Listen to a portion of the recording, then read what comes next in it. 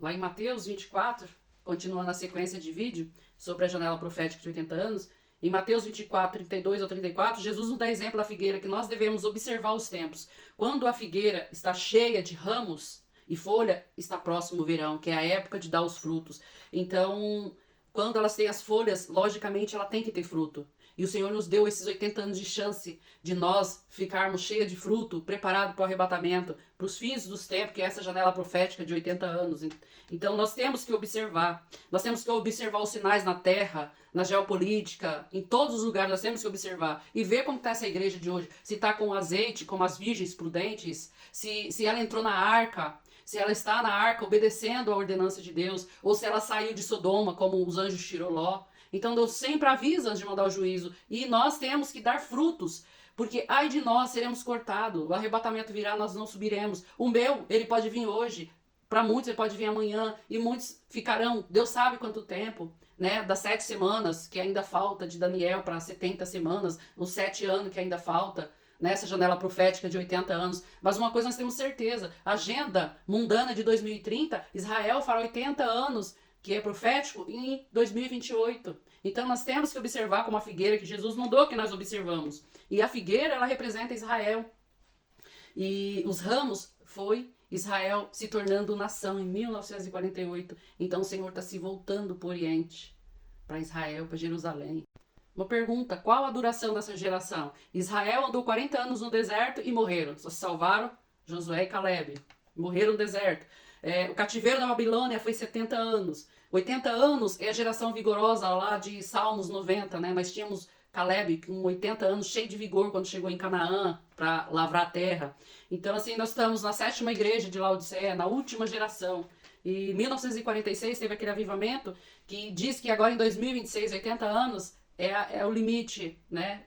Já é o tempo, já é o limite da figueira dar o seu fruto para não ser cortado.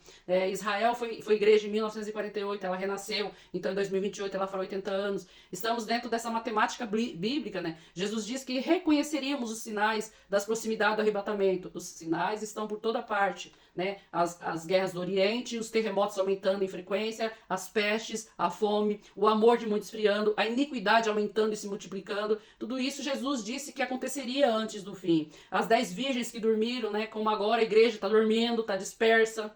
Nunca houve tanta podridão, tanto pecado e dentro da igreja. E não só pecado, né? Houve também, assim, como se diz, na justiça.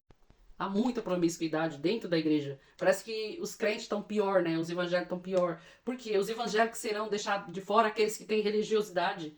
As virgens loucas é aquele crente que é religioso. Ele não é crente em Jesus Cristo, ele não é cristão, né? Ele, enquanto o noivo está à volta, ele está disperso na religiosidade, entendeu? O azeite que traz o Espírito Santo ele não tem, porque ele está só na letra. E é o Espírito que vivifica, né? Estão praticando e Jesus dirá: maldito praticador de iniquidade, não vos conheci. Não adianta andar na igreja fazendo trabalhos. Trabalhar para o homem não significa trabalhar para Deus. Trabalhar para a igreja não significa trabalhar para Deus. Igreja de 4 paredes. Porque a igreja somos nós, em comunhão, em amor, em espírito e em verdade.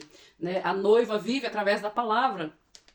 Então nós temos que ter o caráter do Espírito Santo. Não é só falar em línguas, nós temos que ter o caráter de Cristo. Nós temos que viver em santidade, nós temos que estar cheio da palavra, viver a palavra, porque ela é a epístola viva da nossa vida, né? Ela é lida por todos. Como nós agimos? Nós vivemos a palavra de Deus em nós, o Espírito Santo de Deus aparece em nós. Nós usamos Jesus Cristo como nosso espelho, nós usamos a nossa lâmpada para iluminar quem está à volta, ou nós levamos desonra para quem está à nossa volta. Temos que ver se estamos vivendo a palavra, que a palavra é vida, a palavra é o verbo, e o verbo é Cristo, né? Nós estamos naquela era da igreja de uma revelação, que tem uma revelação progressiva, né?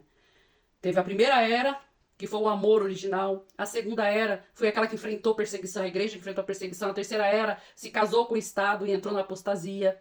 A 7ª era é essa de Laodiceia, né? Onde Cristo ficou de lado. É a era de Laodiceia, onde nós estamos, que Cristo fica de lado. É a igreja morna, as pessoas estão presas cada vez mais nas coisas dessa vida e deixando as coisas de Cristo, né? Essa era se dobrou a Baal, né? Ela não... Em cada era Deus teve um remanescente que não se dobrou a Baal. Então, Essa igreja não pode se dobrar a Baal. Nós temos que ser o remanescente dessa era. Esse sistema religioso que vemos aí agora nunca esteve tão cheio de engano, de apostasia, né? De prostituição, está se misturando, né?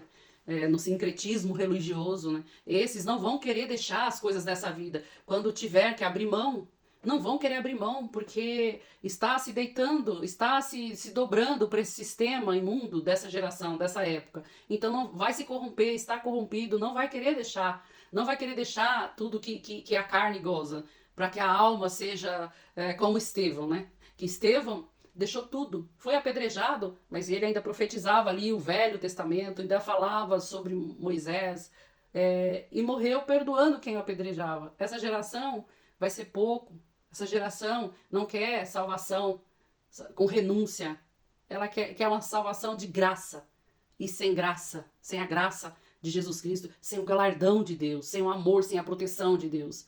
Elas querem ouvir palavras bonitas, como os meus vídeos, que as pessoas não querem. Então esses meus vídeos que eu faço é para aqueles que Deus leva.